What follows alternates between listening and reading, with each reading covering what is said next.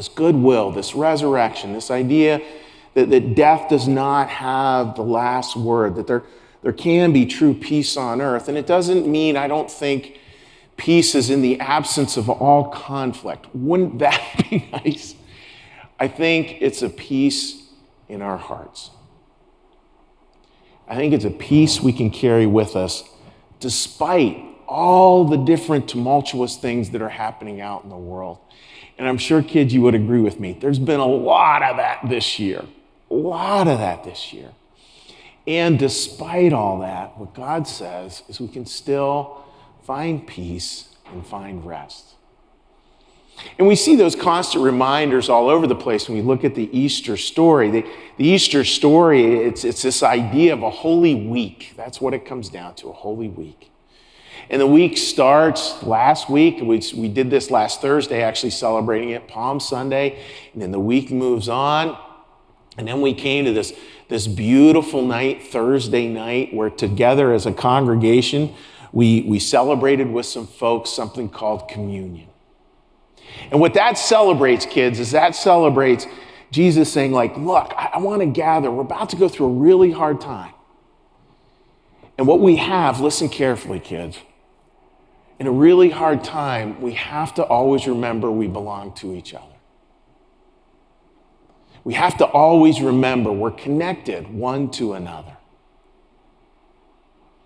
And so he celebrates this Passover meal with his 12 closest friends. That has become communion or Holy Supper. We were able to celebrate it. I mean, we got all kinds of folks up there. We have people up there from Michigan and Seattle and Hatboro and Huntington Valley and Emily from Philadelphia, all kinds of folks from all kinds of different places.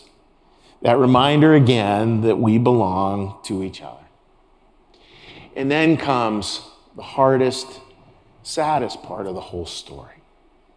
So the story again starts with Palm Sunday, and then we have this beautiful communion. And then we have what's called Good Friday. Good Friday, when Jesus is crucified, when he dies. And that, you think about how hard a moment that was. These people were traumatized. I mean, it's traumatic to lose somebody who you really love. Much less somebody like Jesus. I can't even imagine it. You know, for the adults out there, you know, a lot of us know what PTSD means. All these people would have had PTSD. Bucketfuls of it. And here's Jesus, and here's this phrase, peace or shalom be with you. And his smile and his saying, like, look at my hands and my feet. I carry these scars with me. And there is resurrection. And there is life. And there is love. And all of that trumps death.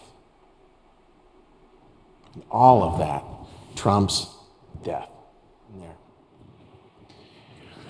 See, what God always seeks, kids, is partnership.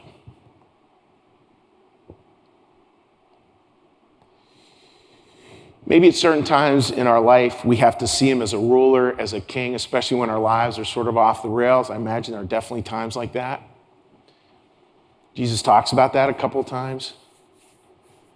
But he always ends with this, kids, listen to this. He always ends with, I'm your friend.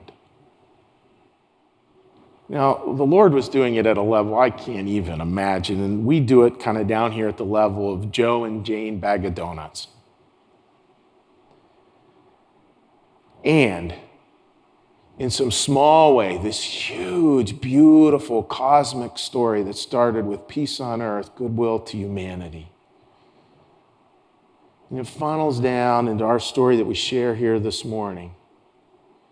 Maybe in some way we can take what we've shared this morning and just start to welcome that into our hearts, knowing that we carry this resurrection story with us.